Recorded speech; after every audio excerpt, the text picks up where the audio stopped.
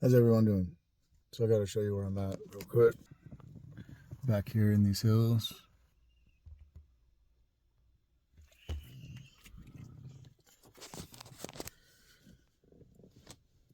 So I want to touch on a few subjects here.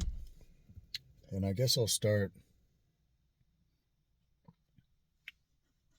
Well, I'm going to get into discernment, right? And because there's many different layers of consciousness out there, many different beings that one will encounter. And a lot of people have been asking, well, who's benevolent? What's good? What's bad? What's what, right? And it's a valid question because there's a lot of confusion at times. And so basically, we have to develop our own discernment. We have to hone our own built-in BS meter. And we do that by connecting to source within and by becoming sovereign. And having no intermediary in the way of our connection to source.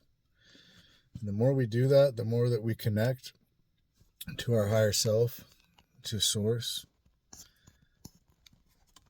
everything becomes clear. And it no longer gets confusing. And then you can see who's who, what their agenda is, who's legit and who's full of shit.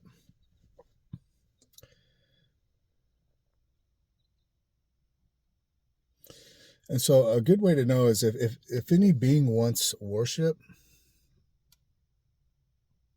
that's not coming from unity consciousness. It has an agenda, and it benefits from keeping you in a lower state of consciousness, in a base level of consciousness. Okay, because once you tap into your higher self and source, you realize that everything's interconnected. There's nothing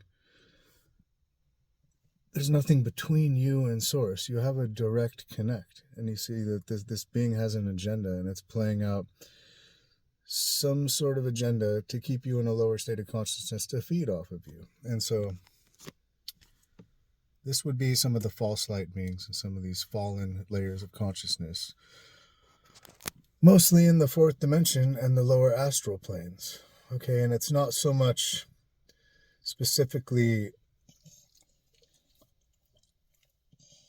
connected to a type of race. It's a level of consciousness, because you can find the same genetics on many different dimensions, many different densities. It just depends what level of consciousness, what frequency a being is at. Are they in separation consciousness, or are they in polarity, or are they non-dual? Because when you're non-dual, you see the creator within all creation. You see the interconnectedness within everything, and you want to assist others and be of service to others, because that it's all you, it's all I. There's no separation. It's all I and I and I and I and I. It's all you. And so you want to be of assistance and be benevolent, right? Only down here in the illusion of polarity and separation do beings play this game where it's a service to self and I have all this and you can't have any, and so on and so on and so on.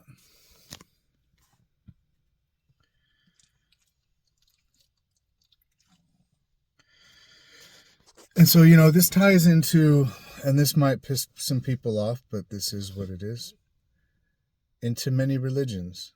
They have been altered by fallen races, and they're keeping people in a base level of consciousness to where they're praying to an external source that is claiming to be God and not realizing their own divinity, not realizing that it's within, and they're giving their power away and feeding these entities.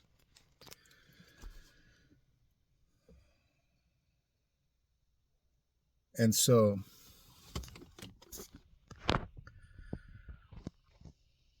this doesn't mean that necessarily every single being in every single religion, every deity is negative, because that's not the case. And generally there's a real one and an imposter of the same one. And so this is like a mimicry of the real thing. So this is a concept that you see repeat itself. For example, when I met all these different galactic beings in the Federation of Free Worlds and all this stuff, I soon was approached by another group of beings that were claiming to be the same group, but the frequency was a little different, and I couldn't tell the difference at first until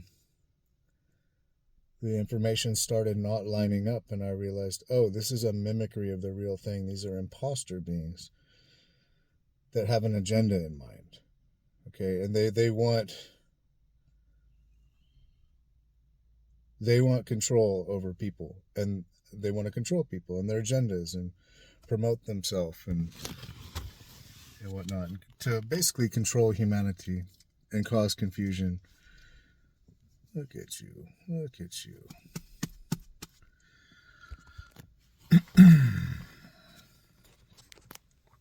And so with the benevolent star beings, the ones that are coming from higher densities of unity consciousness and the true benevolence, they don't want worship. They actually can't stand that stuff. And so if you go out there trying to make contact, trying to see ships, and you're like all like super enchanted by it and like giving your power away out of your own, like putting it on a pedestal, they're gonna just stop showing up. They're grossed out. They're just like, ugh, we don't want to play that role. We don't want to cause that situation. But if you go out there and you just start talking to them like a friend, like a normal human being, like, hey, what's up? They'll gladly show up and be like, hey, what's going on? And so, and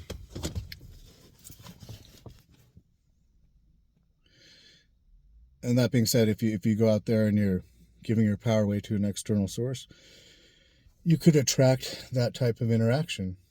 Some of these trickster entities, so to speak.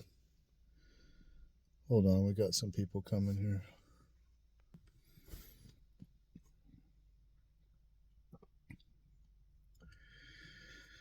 Now, in the past, before I had studied any of these ancient teachings, I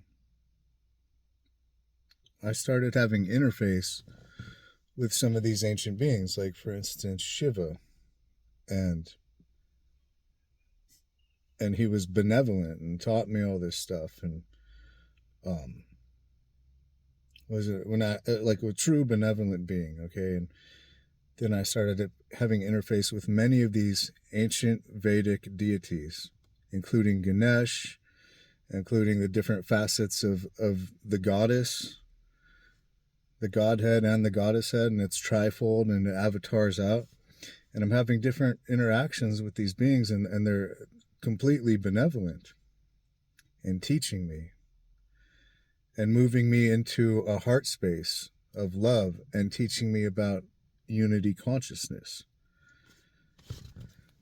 And then I started to do the research on these ancient topics, and I would find stuff that correlated to what I was shown without having any prior knowledge of it. Okay, and so that was a form of validation, because I'm just like, whoa, I'm literally encountering ancient deities that I never knew anything about, and now I'm like reading it in ancient texts.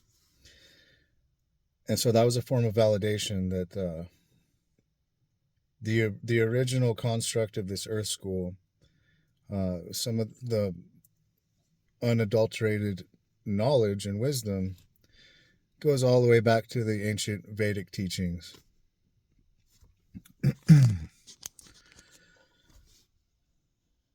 Like before the fall.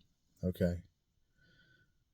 And then I've had interactions with other beings that were very polarized, and I could tell they had an agenda.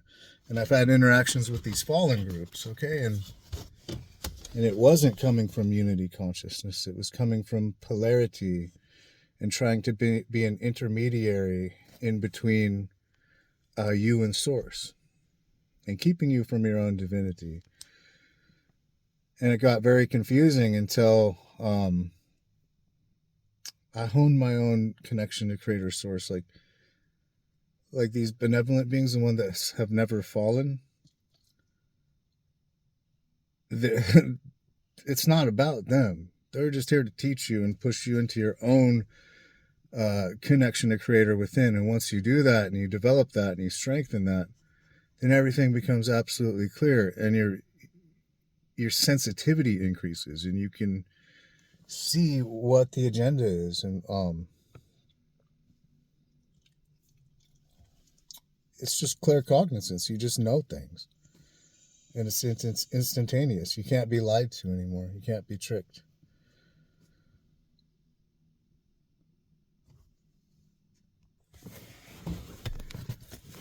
So then it raises the question, like, what about in these Vedic teachings where people are worshiping these deities and doing all these ceremonial ritual stuff and prayers to them? And it's like, because in my interactions with them, they don't want worship, they don't want prayer.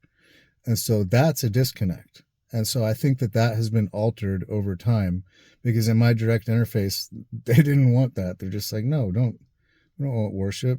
Like, don't you see I am you? Like, don't you see it's within you? So do it, be it, you know? And so I think it was either altered over time to serve an agenda, or it's set up in such a way to where it's like, what level of consciousness are you coming at these teachings? Are you going to put it outside yourself and fall for that trap until you gain enough inner gnosis to see that it's all within you? You know, it could be that. It could be like it's only there to illuminate the people who have eyes to see, right? Because ultimately, like, it's not external. Like, you can study all this stuff, it doesn't mean shit. Like, you tap into within. Okay, you hone your own skills, you hone your own ability. Okay, and when I sing mantras like Om Namah Shivaya, that's worshiping the God within, the creator within all creation. It's everywhere. There's no separation. And so when I've met a lot of these beings and deities like, I mean, there's so many different levels of consciousness, of densities of awareness, and all of them, when I'm like, who are you? They're like, I am you. All of them have said that, and I realize, oh wow, so it's all interconnected, you know. And then, like, so what it is like, we take it all the way back to the highest dimension in this universe, which is the 12th dimension, And then it goes into the central sun. Okay. And that's when the galactic core, that's when we leave this universe behind. We leave this particle waveform universe behind of form, and we literally step outside of the mathematical construct of this universe, which is torsion field mathematics. You know, it's the torsion field. It's a point of oneness in the middle, splitting into two like a north and south pole along an axis with counter-rotating fields. This is the geometrical equation of our universe that literally brings one into two. And then it's now structured in different frequency dimensions of 12 layers going all the way down. So once we step outside this into the central sun, duality is no longer a thing. Form is no longer a thing. Like particles are no longer a thing. And now everything is spheres. Okay. And it's like the most, it's a point of oneness, and it's also 360-degree awareness. That's the only form there is. And now everything is now structured in layers of light in different light spectrums. But the whole mathematical construct of this universe isn't present. Duality is not a thing. There is no more light and dark, or male, female, or left, right, up, down. It's just, it's one and it's infinite simultaneously. And this is the central hub between complete other universes too. There's other universes that lead to this central hub outside of form as well. And these other universes have different mathematical constructs and lessons in them. Our universe is the one of duality. That's the lesson of this universe. And so this central hub of consciousness is the entrance to creator source. Okay. And it's now structured in layers and spectrums of light. And as we go up through the 13th, the 14th, and the 15th dimension, in the very center of this giant sphere, and it's like, well, all consciousness comes from and returns from this place, like that ever was or ever will be. Like it's that massive. Okay. And it all comes from this point of oneness that is literally one and infinite, and eternal light and eternal wisdom and eternal love. And it has no beginning or end. It never was created. It just is. Which, like, trying to wrap your head around that, you're just like, oh, it's always has been. It never was created. And I was shown when I fractalized off from source and had the experience of being separate, even though I'm simultaneously one with source. And this goes for everyone. Okay. And I've seen that. I've seen my creation, so to speak. But before that, I existed as a part of source. So I am also eternal with no beginning or end. And so are you. So anyway, everything is one. It's all part of this one sphere. Every being that ever existed, it's all one consciousness. And what's beyond the oneness? It's love. That's our true essence, and that's the way home. Okay? And so what's outside of this point of oneness? Like outside of this sphere surrounding it? It's the cosmic womb. It's the primordial void. It's darkness, but it's not dark as in negative or evil. It's just infinite potential for the light to expand out into and create. Okay? And so like everything was birthed from the primordial void. And like the cosmic womb, and it was there before anything, and then all of a sudden this point of light burst into it. Okay, but this is still outside of this universe. This is just like another central hub layer. And then once it births into this universe, it comes forth as a sound, which structures everything in dimensions. And then the light births forth into this universe.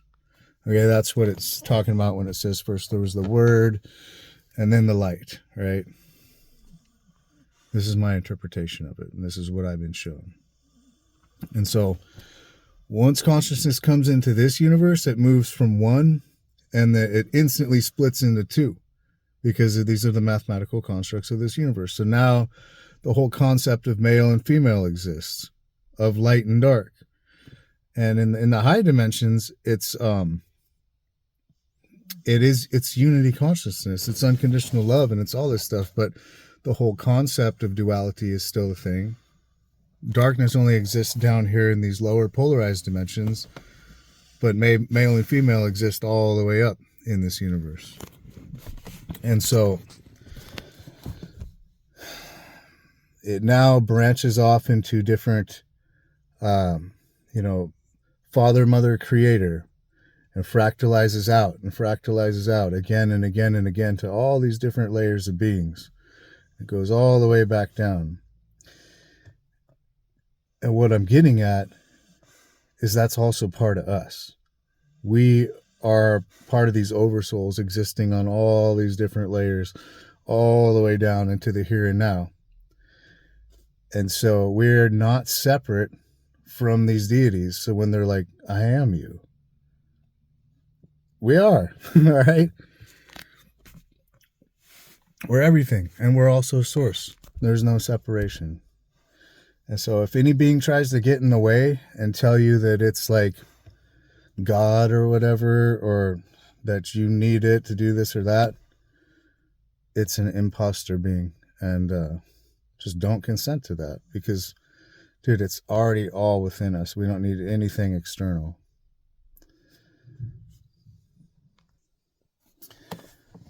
And so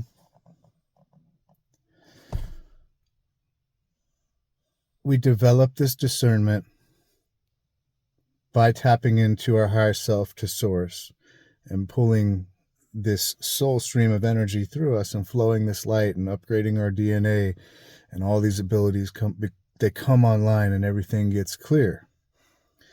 Okay, and then you will start to have interface with different beings. And at a certain point, once you become awake, both sides know this. And so you will be approached by light and dark entities, and that's when the initiations start. That's when the tests start. And so without having any map to navigate these realities, it can be kind of tricky. And I've figured it out myself pretty much. I'm not saying I figured it out, but I crash coursed my way through it to have the understanding that I have at this moment, is what I'm saying. And so hopefully my videos can kind of help you navigate these realms. And so or how should I say this? Like, first of all, I work with the source of my higher self. I flow this energy through me, and everything becomes crystal clear, and I can tell what the intention is of what being or what's going on. And I only work with high vibrational beings that are of service to others in unconditional love and unity consciousness, and uphold universal law. And then when I've had these gifts activated in me, these healing gifts. And so when I'm working on people, I also work with a crew of beings that come in and assist. And it's like this group effort. And it's very like almost surgical and medical. And like they'll guide me and be like, okay, now do that and take that out and remove that. And then at times they'll come in and do stuff. And so it's like this group effort, and it's really interesting how it works. But I'm not relying upon them. We're all coming at it with a collective group effort of unity consciousness. And so this is what I'm saying. Like, they view me and others not as lower. We're equals, okay? And so if any entity is trying to put themselves on a pedestal, there's something wrong with that. And I would advise not working with those energies. Okay? And so, like, then now there's a lot of questions about what being is good and what's bad. I don't work with the archangels. That is not. I've not had good experiences with them. I find that they're coming from levels of polarity, of good and bad, and fighting one another, instead of unity consciousness and an overall expanded picture. Some of my clients work with these energies, and I'm not going to tell them not to, because I'm not going to try to throw a wrench in their belief system if they're not ready for that. But I would advise them to be more aware.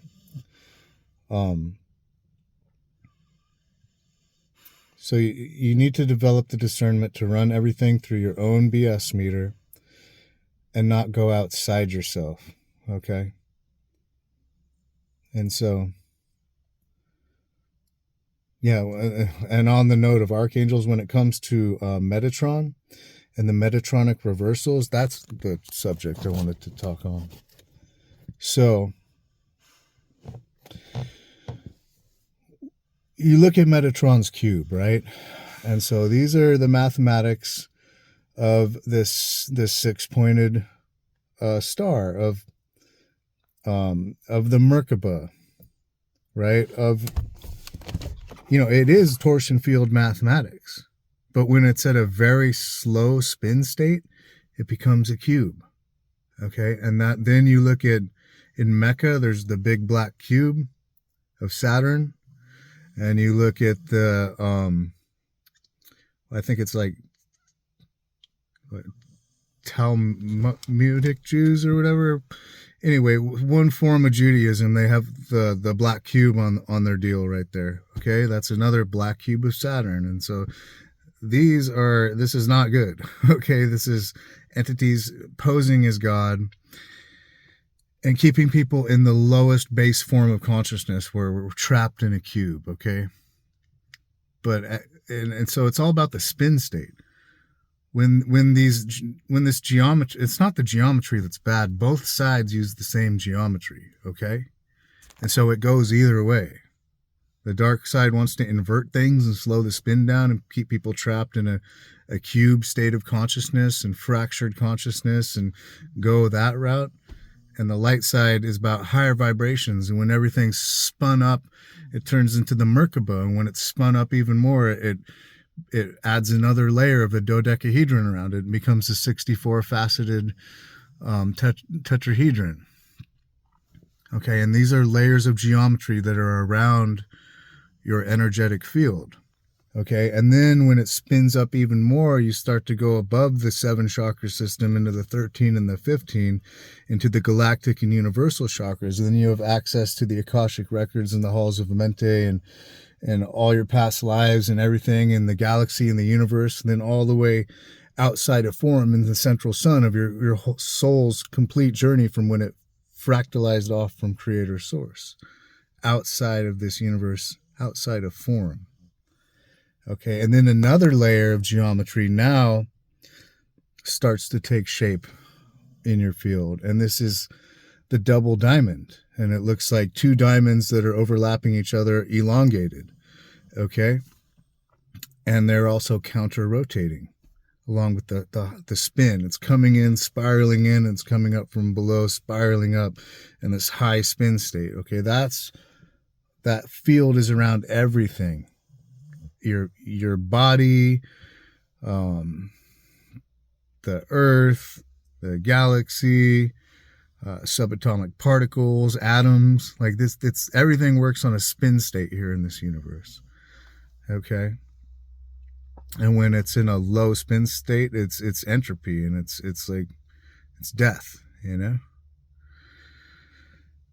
So anyway, the double diamond is the universal tree of life. Okay, it's symmetrical on either side. Okay, and so when there was the original fall in Lyra, there's the Light Council Elohim, and then there's the fallen Elohim who fell. And they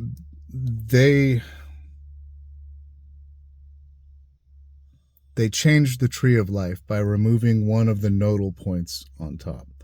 Okay, they tried to cut us off from the 12th dimension, basically. And so by removing this nodal point, it cuts the 2 intersections off. So like the Kabbalistic tree of life is only 10 connection points, where the universal tree of life is 12. It's 12 strand DNA. So they tried to cut 2 strands of our DNA off, like cutting us off from our own source outside of this universe, from Creator Source, cutting us off from our own divine knowledge of who we are. Okay.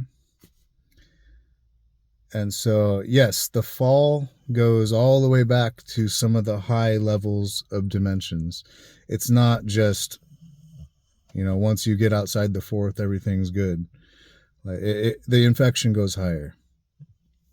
So only once you get up like above 11.5 into 12 is it absolutely pure.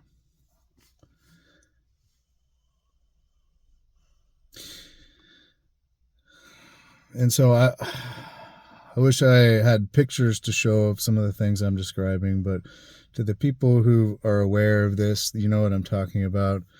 To the people who've just heard this stuff, it might be kind of confusing. But the geometry is not what is fallen. Okay, a lot of people want to be like, oh, the flower of life is actually the daisy of death, and that the real flower of life is the phi spiral, which is what's tattooed right here. It's the same thing. It just depends what direction you're looking at it. It's literally the same thing. If you turn it on its end, it creates one thing. If you look at it from the other perspective, it creates the other thing. And it also depends on what spin state you're looking at it at. And so these are the same mathematical equation, the same geometry that creates everything in this whole universe. It's just they're trying to cut us off from our source, and they're trying to keep everything at a very low spin state to where it's in a cube form.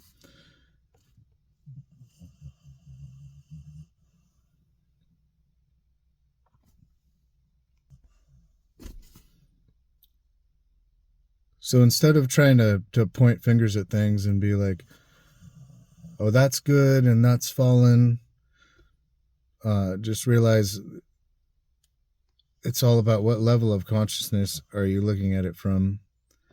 What vibratory state is it oscillating at?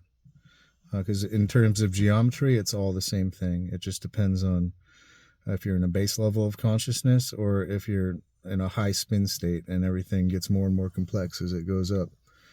And to kind of give an analogy of how that works, if you look at kymatics or cymatics, however you want to pronounce it, you put a bunch of sand on a table and you play these frequencies through it, and you turn it up and and it starts to vibrate into sacred geometric patterns, right? And then it'll like get all blurry, then suddenly it'll lock into a geometric pattern, and then you keep increasing it, and it'll get blurry again, and it'll lock into even more complex geometric pattern, and so on and so on and so on until it's creating these like brilliant mandalas all through sound. Okay, that's like how the densities work, because it's sound, it's vibration, that frequency that's holding all these things together, and the higher vibration you get, the more complex it gets. And so same thing with the spin state of the geometry. The higher the spin state, it locks into more complex forms of geometry. Okay, and I think the last thing I wanted to add would be that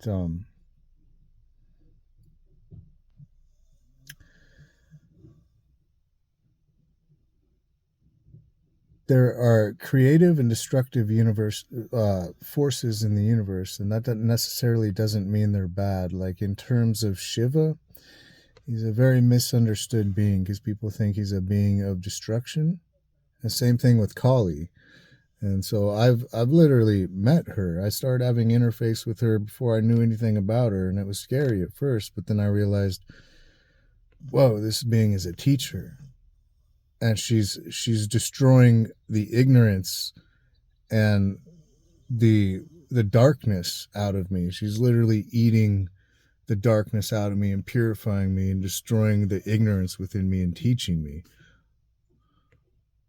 And bringing me back into the heart center, into love. And I realized, wow, this is a super advanced being who's a teacher. And so doesn't mean that these beings are destructive forces of good. They're literally playing a divine role.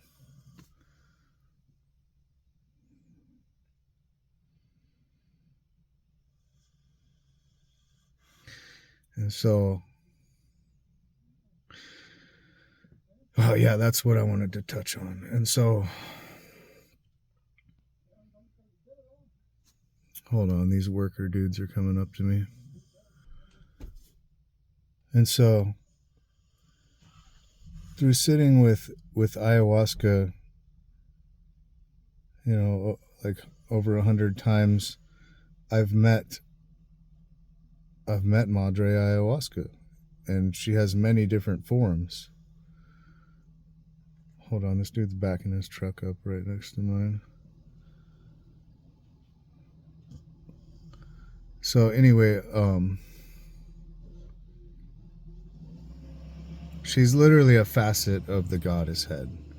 She's an avatar of the goddess, of the mother facet of creator, and she's multifaceted. She can appear as Mother Earth, or the rainforest, or these ancient Vedic deities and goddesses. And I've met Lakshmi, and you know, I've met Kali, and so on and so on. You know, and then she can also appear as Sachamama, which is the anaconda. It's the serpent.